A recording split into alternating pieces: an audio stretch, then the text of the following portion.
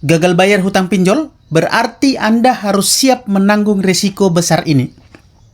Selamat pagi teman-teman pemirsa dan subscribers YouTube Maro Channel.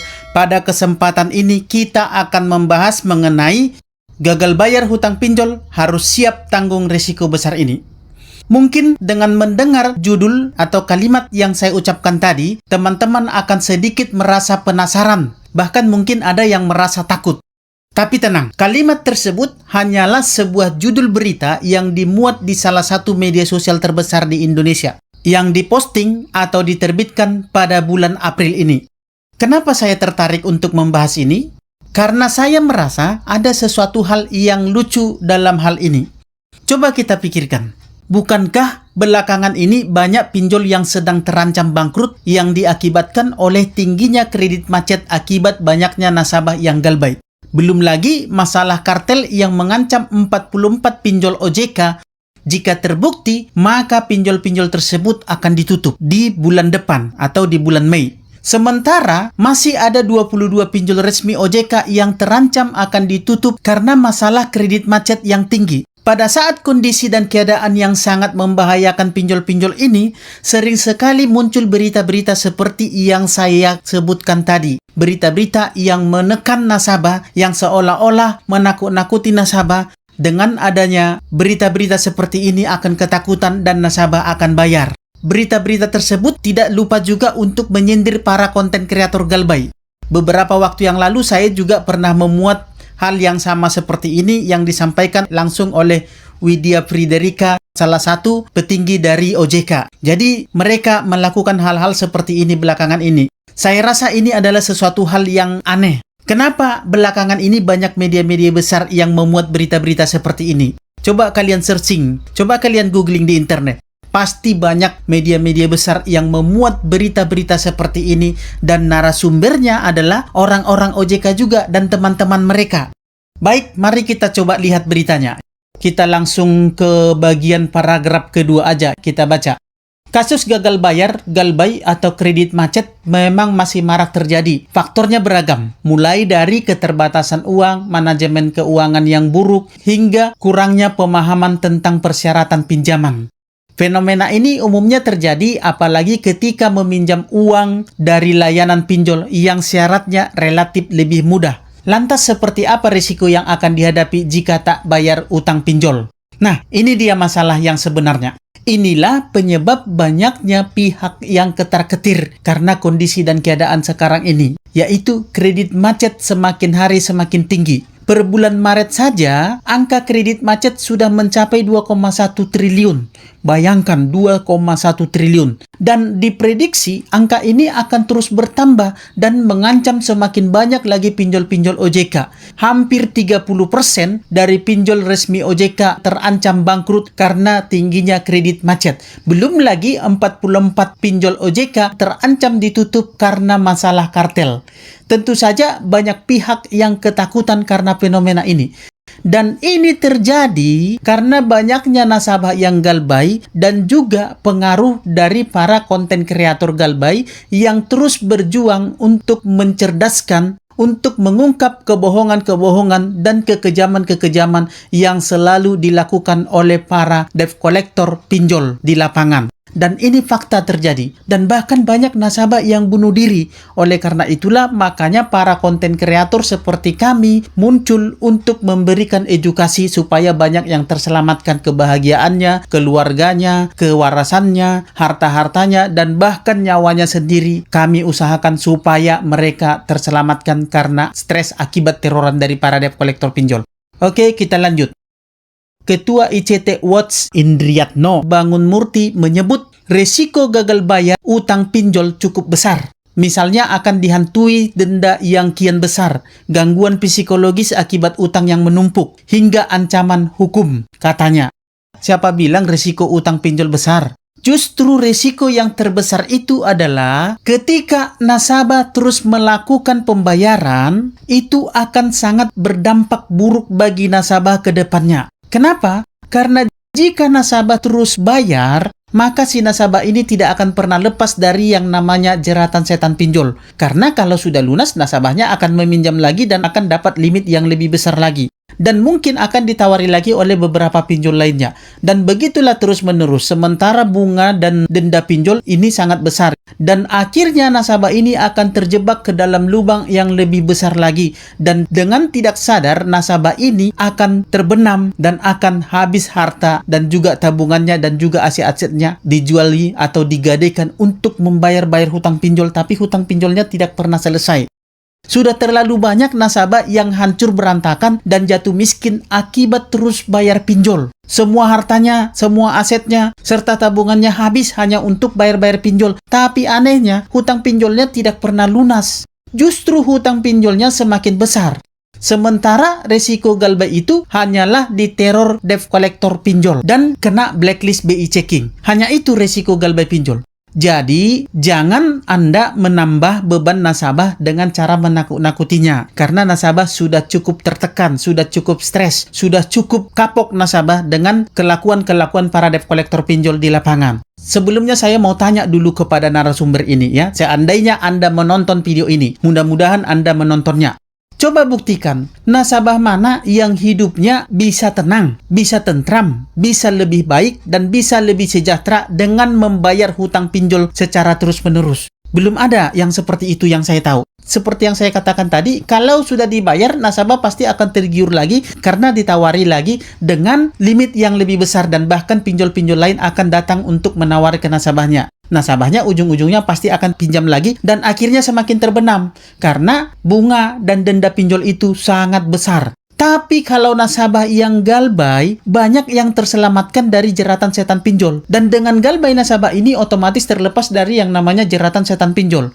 Dan hidup mereka justru jauh lebih baik setelah mereka memutuskan untuk galbay. Jadi janganlah mencoba menakut-nakuti nasabah dengan narasi yang melebih-lebihkan dan tidak sesuai dengan fakta dan kondisi di lapangan. Sesekali Anda perlu juga mendengarkan jeritan para korban pinjol dan melihat kelakuan para debt collector pinjol di dunia nyata, supaya Anda tidak asal bernarasi. Sudah terlalu banyak penderitaan yang diakibatkan oleh pinjol. Bahkan korban jiwa sudah sangat banyak.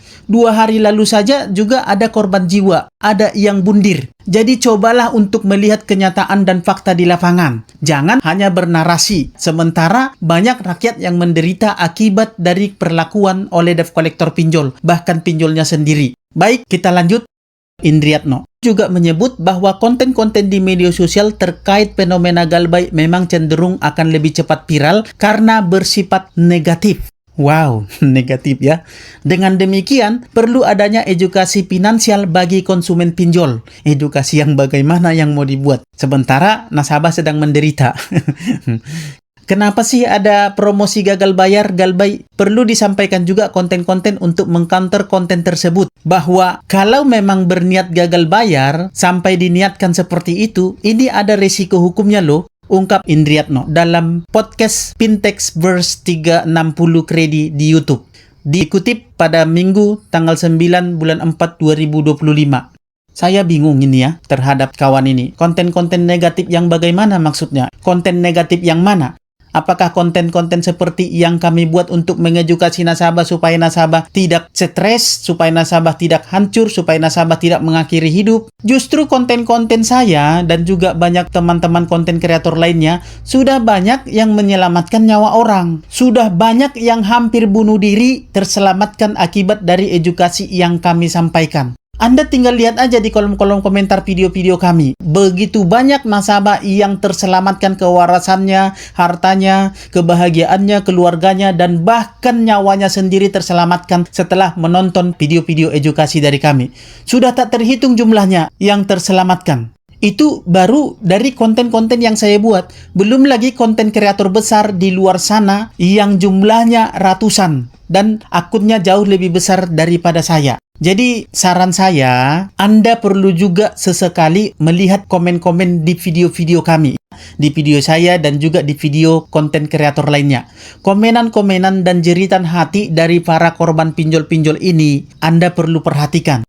supaya Anda tahu apa yang sebenarnya terjadi. Atau cobalah sesekali untuk minjol ke beberapa pinjol supaya Anda bisa merasakan perlakuan dari para debt collector pinjol. Dengan begitu, mungkin Anda akan mengerti kenapa ada konten-konten kreator seperti kami ini yang membuat konten-konten edukasi tentang galbay di pinjol. Itu kami buat dengan tujuan supaya banyak yang terselamatkan, bukan maksud lain. Jadi saran saya, Anda melihatlah kepada dunia nyata, ke lapangan atau kepada fakta yang sedang terjadi pada saat ini. Oke, kita lanjut lagi. Ini sepertinya semakin seru ini ya. Selain risiko hukum, galbay juga berdampak pada penurunan skor kredit SLIK OJK bagi penggunanya. Hal ini dapat mengakibatkan kesulitan dalam pengajuan kredit seperti pembelian kendaraan bermotor atau kredit rumah. Jadi jangan anggap enteng bahwa sekedar melepaskan tanggung jawab, menghindari bayar ke Pintex Lending Pindar, kemudian hidup tenang, ucap Indriatno. Di baris pertama tadi, Anda masih menyebutkan risiko hukum. Sebelumnya juga Anda sudah beberapa kali menyebutkan dan menekankan masalah hukum. Saya mau tahu risiko hukum yang bagaimana yang dimaksud. Sementara pasal 19 ayat 2 Undang-Undang Nomor 39 Tahun 1999 tentang HAM jelas menegaskan bahwa tidak seorang pun dapat dipidana penjara atau dibui atas putusan pengadilan hanya karena orang tersebut tidak mampu bayar hutang, hanya karena orang tersebut gagal bayar. Itu sudah jelas dibunyikan di sana. Terus resiko hukum yang mana lagi yang Anda maksud sangat berisiko jika tidak bayar hutang? Kalau masalah SLIK OJK, si nasabahnya kena blacklist dan tidak bisa pinjam lagi atau pengajuan kredit, itu memang sudah risiko yang harus dihadapi dan diterima oleh nasabahnya. Yang justru nasabahnya itu kebanyakan dari nasabah itu bersyukur. Dengan terkena blacklist BI berarti mereka otomatis dijauhkan dari yang namanya riba dan tidak akan pusing lagi untuk memikirin hutang dan cicilan ke depannya. Karena mereka tidak akan meminjam lagi dan tidak akan berurusan lagi dengan yang namanya pinjam-meminjam kredit dan lain sebagainya. Justru dengan tidak berurusan dengan hutang piutang, mereka akan merasa bahwa hidup mereka lebih tenang. Dan sudah banyak yang membuktikan akan hal itu. Jadi tidak hanya dengan meminjam, tidak hanya dengan kredit, orang bisa hidup bahagia dan hidup tentram atau hidup punya kendaraan. Dengan cara lain juga orang bisa. Justru putus hubungan dengan kredit-kredit, dengan finance, dan juga dengan hutang-hutang, maka nasabah hidupnya akan lebih tenang dan akan bisa menabung untuk membeli barang atau untuk membeli aset-aset atau untuk membiayai hidupnya. Kemudian kalimat terakhir yang sangat menyinggung dan sangat nyesak di dada. Anda mengatakan seperti ini. Jadi jangan anggap enteng bahwa sekedar melepaskan tanggung jawab, menghindar bayar ke Pintex Lending Pindar, kemudian hidup tenang. Itu yang Anda katakan. Ucapan Anda ini telah menyinggung orang-orang yang menjadi korban pinjol. Seolah-olah mereka ini adalah orang-orang yang banyak duit dan sengaja tidak mau bayar pinjol. Seolah-olah mereka ini adalah penjahat pembiayaan atau penjahat hutang yang sengaja tidak mau bayar pinjol. Seolah-olah mereka ini penjahat yang sengaja tidak mau menyelesaikan tanggung jawab mereka. Padahal mereka adalah korban dari pinjol. Sudah jelas-jelas mereka ini adalah korban dari perlakuan-perlakuan tidak senonoh dari pinjol dengan bunga yang sangat besar dan juga denda yang tidak masuk akal. Nasabah-nasabah ini terpaksa menunggu dulu untuk melakukan pembayaran. Karena mereka dipaksa oleh keadaan ekonomi dan juga kondisi yang tidak memungkinkan mereka untuk membayar hutang untuk sementara ini. Tapi nanti mereka akan bayar lagi. Ingat ya, mereka hanya menunda pembayaran, bukan lari dari tanggung jawab. Dan nanti kalau mereka sudah ada dana, mereka akan bayar. Jadi bukan seperti yang Anda tuduhkan. Sementara pinjol selalu melakukan penagihan dengan cara-cara yang tidak manusiawi. Segala macam caci maki dan ancaman, cara-cara yang tidak beretika. Bahkan beberapa hari sebelum jatuh tempo pun mereka sudah main maki-maki dan sudah main ancam-ancam. Bahkan ada yang sudah sebar data. Ini belum jatuh tempo, mereka sudah sebar data. Belum lagi banyaknya bunga dan denda yang tidak masuk akal, yang sangat mencekik kepada nasabah. Semua aturan dan ketentuan OJK pun mereka langgar. Tapi kenapa Anda tidak ada menyinggung hal-hal itu? Ada apa ini?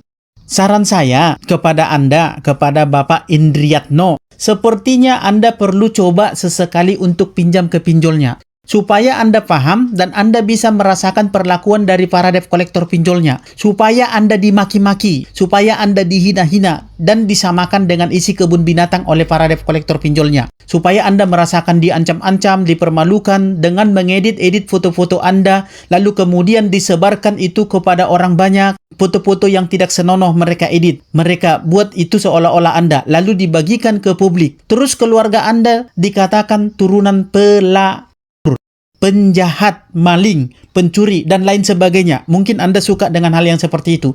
Jadi saran saya, cobalah sesekali untuk meminjam ke beberapa pinjol. Bagaimana menurut Anda? Mau coba tidak? Dan yang melakukan itu, yang melakukan perbuatan-perbuatan melanggar aturan penagihan dari OJK itu bukan hanya pinjol yang ilegal. Justru kebanyakan yang melakukan itu adalah pinjol legal. Dengan melakukan penyamaran-penyamaran dan memakai nomor-nomor yang tidak bertuan. Artinya tidak ada nama pemilik nomornya. Tidak mencantumkan nama penagihnya dan perusahaannya di sana. Yang legal juga begitu. Mereka melakukan hal seperti itu. Baik, kepada teman-teman yang galbay, jangan terkecoh dan jangan takut dengan berita-berita seperti ini. Mungkin ke depannya akan ada lebih banyak lagi berita-berita yang seperti ini. Apalagi kalau nanti kredit macet ini terus meningkat dan kasus kartel pinjol ini benar-benar diangkat, benar-benar ditindak. Jadi saran saya kepada teman-teman, jangan pernah terkecoh, jangan pernah takut dengan berita-berita seperti ini, walaupun dimuat di berita-berita besar, di portal berita besar, diucapkan atau disampaikan oleh orang-orang yang seolah berpengaruh. Jangan pernah gentar dan jangan pernah takut. Tetap semangat galbay. Utamakan kebutuhan keluarga dan kewarasan Anda, serta kesehatan mental Anda. Karena hanya Anda yang peduli dengan itu. Mereka-mereka ini tidak akan peduli dengan itu. Mereka hanya berbuat seolah-olah mereka ini bekerja, seolah-olah mereka ini pintar, seolah-olah mereka ini bijak. Padahal mereka tidak melihat langsung ke lapangan dan fakta-fakta yang terjadi di lapangan. Oke, jadi tetap semangat teman-temanku. Jangan pernah kendor semangatmu. Semoga materi kali ini bermanfaat. Tetaplah galbay. Dan bagi kalian yang masih ragu-ragu untuk galbay, yang masih takut-takut, yang masih belum kuat mentalnya, yang butuh dukungan dan booster mental, silahkan bergabung ke grup WA dan Facebook P3N, Persatuan Pemberantas Pinjol Nusantara. Supaya mental Anda kuat, supaya Anda banyak yang mendukung, supaya para senior-senior galbay di grup ini bisa membantu Anda menjawab semua keraguan Anda dan pertanyaan Anda tentang seputar masalah galbay. Sehingga Anda akan kuat mentalnya dan Anda tidak akan stres lagi dalam menghadapi masalah galbay. Jadi silahkan bergabung lewat link yang sudah saya sematkan di kolom komentar video ini. Semoga bermanfaat dan akhir kata saya ucapkan salam sahabat.